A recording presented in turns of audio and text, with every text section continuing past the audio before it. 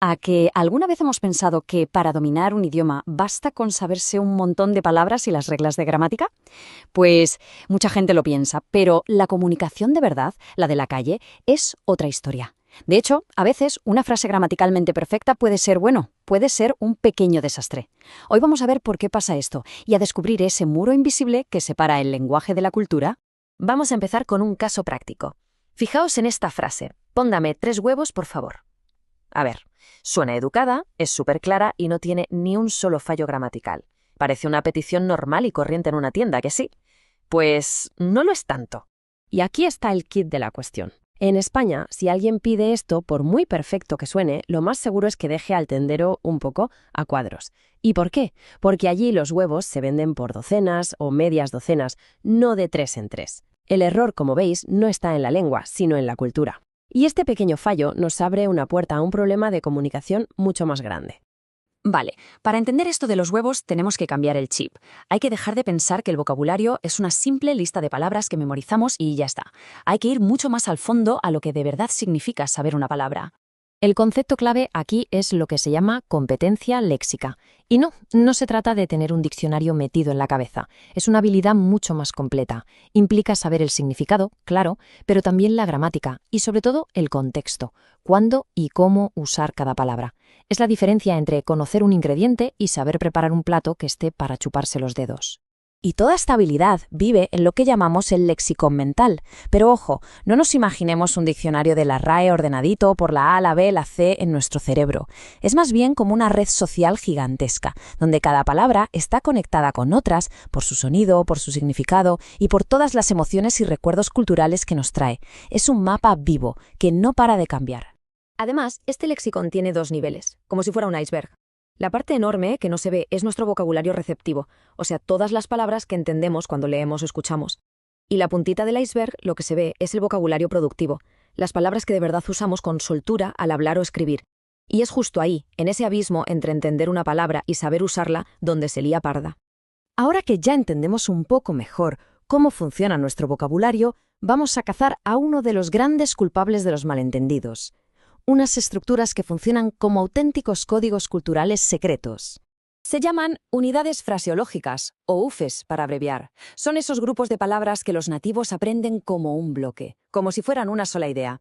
Su significado real no tiene nada que ver con la suma de sus partes. Son como atajos del lenguaje, pequeñas cápsulas de cultura, de historia y de emoción. Y estos códigos culturales vienen en muchos formatos. Tenemos los modismos, como meter la pata, que obviamente no va de poner una pierna en ningún sitio, o los refranes, como en boca cerrada no entran moscas, que son como pequeñas píldoras de sabiduría popular. Si intentas traducirlos palabra por palabra, el resultado es, pues, un sinsentido, vamos. Y aquí llegamos a un punto vital. Como ya decía la experta A. Ma Tristá allá por 1988, ignorar una de estas frases no es como no saberse una palabra suelta. Es mucho peor. Crea un vacío, un agujero negro en la conversación que puede hacer que todo el mensaje se vaya al traste. Vale, todo esto suena muy bien en teoría, pero ¿de verdad es un problema tan grave? Vamos a dejar la teoría un momento y a ver los datos.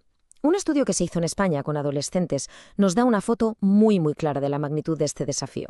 En esta investigación se analizó a 638 estudiantes de secundaria. Ojo, que no es una muestra pequeña, ¿eh? Esto le da bastante peso a las conclusiones sobre cómo se maneja la comunicación entre gente de distintas culturas.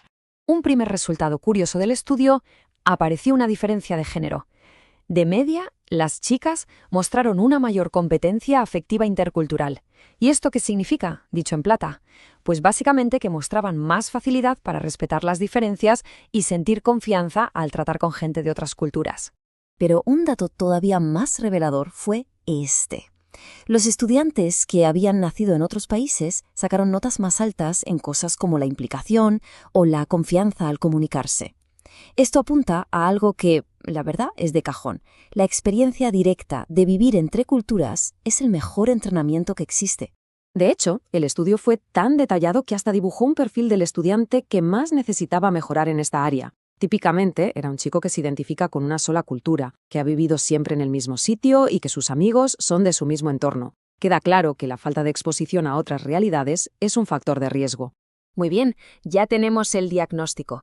Pero el estudio no se queda ahí, sino que también propone un tratamiento. Así que vamos a ver cómo podemos derribar ese muro invisible de una forma más eficaz. Para entender la solución, pensemos en cómo se ha enseñado el vocabulario hasta ahora. Por un lado, tenemos los modelos académicos, súper teóricos, muy complejos. Y por otro, el marco común europeo, que es mucho más práctico, va más al grano, cuántas palabras sabes y si las usas bien. El problema es que estos dos mundos no siempre se han hablado. Y la solución que se propone es juntar lo mejor de los dos mundos. Se llama enfoque pragmalingüístico. La idea es simple pero potentísima. Dejar de obsesionarse con la definición del libro y centrarnos en lo que una palabra hace en una conversación real. En resumen, el uso por encima de la definición. Y este enfoque se puede aplicar con un método muy claro de 5 pasos. Primero, se activa lo que el estudiante ya sabe del tema. Segundo, se le presenta la expresión nueva en un contexto real para que entienda para qué sirve. Tercero, se practica en un entorno seguro, sin presión. Cuarto, se comprueba que se ha entendido bien. Y el paso final, el más importante, la transferencia. O sea, usarla en una conversación de verdad. Es el viaje completo para que el conocimiento pasivo se convierta en una herramienta activa. Y así llegamos ya al final del recorrido. Hemos visto el problema, las causas y una posible solución. Pero, al final de todo, ¿con qué nos quedamos? ¿Cuál es la gran conclusión? Pues que la verdadera fluidez no es hablar muy rápido o no tener acento. Es algo mucho más profundo. Es entender el mundo que hay detrás de las palabras.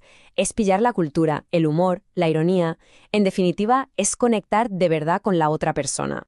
Así que, resumiendo mucho, 3 ideas clave. La primera, solo con la gramática no vamos a ningún lado. La segunda, esas frases hechas no son un adorno, son la llave maestra para entender una cultura.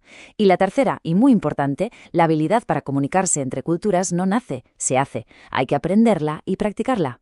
Y para terminar, una reflexión. Pensemos por un momento en nuestro propio idioma. ¿Qué expresión usamos todos los días que sería imposible de entender solo con un diccionario? Esa frase, ese dicho. Esa es nuestra propia pieza de este muro invisible que hemos explorado hoy.